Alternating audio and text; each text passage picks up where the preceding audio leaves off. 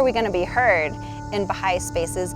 I think part of repairing that relationship is asking right off, what do you need? Instead of going, I think you need this. That's paternalism. That happens a lot with the relationship between foreign religions and Native American people.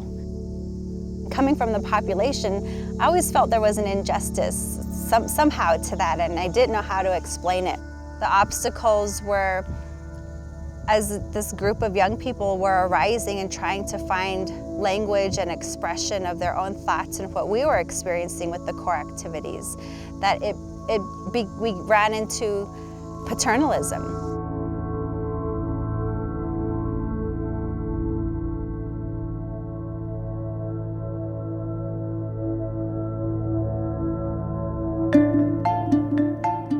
The Navajo have always been here in this land, in the area between the four sacred mountains, which encompasses the Four Corners region, Arizona, New Mexico, Utah, and Colorado.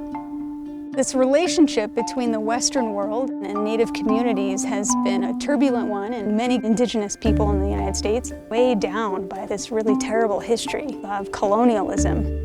Colonialism is the total subjugation and dominance of one nation over another, forcing upon that nation their beliefs and ideas and religious systems, social, economic systems. In the same sense, paternalism is the attitude that we know best for you, and regardless of your beliefs or your will for your own self or your own tribe. This is why Native Americans tune out immediately when you begin to tell them about another religion, because they're expecting that attitude of paternalism and that Western colonial attitude that they know what's best for you, and thereby they're not giving Native Americans a choice. The attitude has persisted, and bluntly, that attitude is racist. It's racism. It's embedded in our very American culture, and it permeates just about everything we do and think. And the Native communities have, in a sense, built walls against it.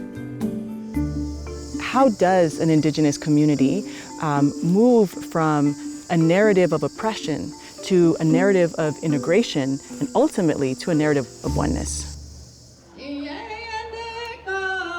Here in this cluster with the indigenous friends is that many of them are beginning to arise to think about how does community building look like within our nation? Because our dear indigenous friends have not only, just the wider community to think about, but they also have to think about like this cultural element that is important to this walk that we're having. It's going to take many, many friends to learn how to address some of the social ills and the prevailing thoughts of habit while learning to be in the arena of service with others while we develop our spiritual identity and begin to invite others in the social and spiritual transformation of our community. Culturally, there's been many decisions on behalf of Native people have been made because it's in their benefit. We know better and they don't. And that well-meaning, just loving friends who are coming into some of those modes of thought.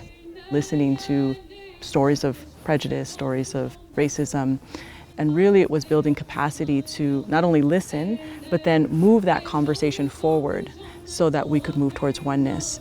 The small group of Native friends, we felt like our own voices was limited. How are we going to be heard in Baha'i spaces and institutional meetings? And so we quickly found that if we find what we need to say directly from the guidance, then it will be heard. The House of Justices is the challenge for friends everywhere, is to turn to the guidance and then act upon it. And we felt like that was the first part of our journey. How do we walk with our Baha'i community? We were taking excerpts out of the guidance that talked about empowering a population, a village. So language like historically significant populations and the need to learn about the dynamics when a population embraces the institute process. And as families take ownership of this, how do we integrate perspectives and culture and language and harmonize it? And that's a new layer that we haven't experienced before. And now the demands are that we're asked to have collective unity and achieve greater heights of unity have never been experienced before. We're going back to the guidance, we're looking at things like the culture of the people should be integrated and how, what elements of culture in light of Baha'u'llah's revelation are being reinforced. What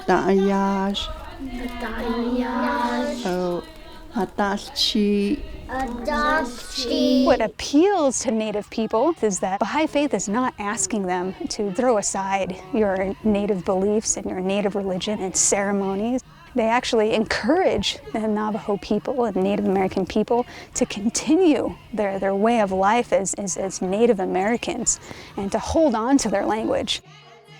The House of Justice has said spiritual kinship, and that meant a lot to this community, and that we were saying, yes, this kinship and establishing our familial relationships immediately by using our clan. When you go to someone's home, you always introduce yourself. And they want to hear what your story is. My grandma's from here, and so there's so many people who are black sheep, so who are the Bethlehem clan. Then you find out if they're related to you. They'll say, Shadeja, always someone's little sister. I think that's what really opened up the culture, the beauty way. I haven't been into a community where I've had many relations, so my clan builds that automatic trust and relationship. It makes you feel like you have a relative out there, that you're not the only person. Ako ebony na Baha'i faith na ni tadating and dakojo ha acho sedatosen ne ya pray na tangaskei heishi sedas inigi ni hinahaga ya sedas en di Baha'i faith edana to en la yo das ida ya to ni hayat to tadi ni dana Halan lede ya betan hitishindo ben hiyata ho ai ebenina echutas a kuichi jo ebenina en lede hojana hasli da nile in Baha'i faith ya tsadati a nilsho unity asai judasa balashla adoni jeda no ebets ando eti ado unda asko jo jeni dan den na kre Bahasi unda junda la asolchi aje digini dahwal do citizen da dahwal lana ka dishno bahashne zan hikit be so that those illegal ahadat that's what I saw, and then do one was do occasion it do also I think what direction it never done long but when you see I thought what they need I thought was so this is an hikit ela yeah ni ko ada onda ko I thought ya ba when sentence ko should the yen lini should the yen lini should yo ne should jagen isn't Kushina sister she let it Eva says highly I'm not awesome no Hakushina she had oh that was a good visit. We'll see you Hakushi. Social action can be something as simple as a group of friends in a neighborhood identify an issue and they say, oh my gosh, this is an area of need, and together they consult on how to address that issue. In searching the community, what are the integrative spaces and where do people come together? And amongst Native communities, it's sports, basketball, volleyball, cross country. Running has always been a part of our culture. We've always been taught to wake up early when the sun rises, say our prayers, and run. And a lot of that has to do with endurance in your mind and your spirit. It's been a huge part of our culture. One of the things that we're trying currently is sportsmanship and service. It was working with a local team on the Navajo Nation to have conversation with them about service. For example, we did a carousel saying, okay, what are the service you do in all these areas? And had the kids rotate around. And service in their families was the most comments. I said, see, it's already within our culture. It's family. We do a lot of service for our family. Now we could Ask them, okay, so what is the service you want to do with your community? Chopping wood, work on their road to make it more nice because it's very muddy. And so we're happy to incorporate that within sportsmanship and service. It's true that in our Navajo culture, we don't have a word for religion. And that's because there's no need for this word to identify what we do, because religion is an everyday living practice. It's our actions and our words, and it's in our thought process, it's in our philosophy, it's the steps that we take every moment of our lives. I would say we're at the very early stages of this journey, of this walk, and we're really learning how to learn to listen. Approaching Native people with a new attitude of humility, an attitude where we see no form of racism or paternalism of any kind. Then what you begin to see is that really at the root of paternalism is a lack of understanding of spiritual principles, like the spiritual principle of oneness. Together we are merging these Blessing Way themes with the Baha'i themes. We might start remembering the song's order, okay? So when we do Eineyana, we do this, right? Okay, so first we're gonna walk in beauty, talk in beauty, right? And then we're gonna sing in beauty. Sing in beauty. I walk in beauty, yes I do, yes I do. I talk in beauty, yes I do, yes I do. I sing of beauty, just for you and only you. Hey ya, hey ya, hey yo.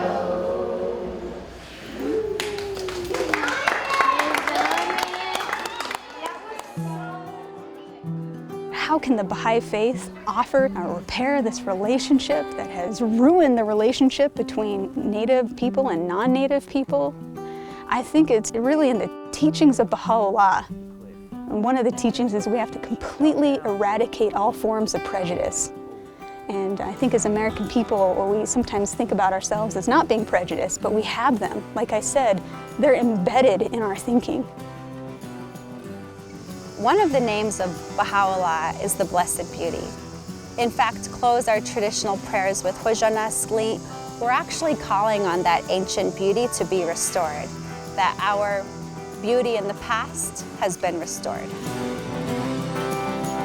Baha'i faith is for everyone, everybody that has a heart, that is breathing, and that has 5 fingers. Digin baalchana tanitle, ein kwana hosani katnan hidla, a ben hit citizen hallo, the yard echo, was an Arabic echo John, yard echo, walk in beauty with everyone.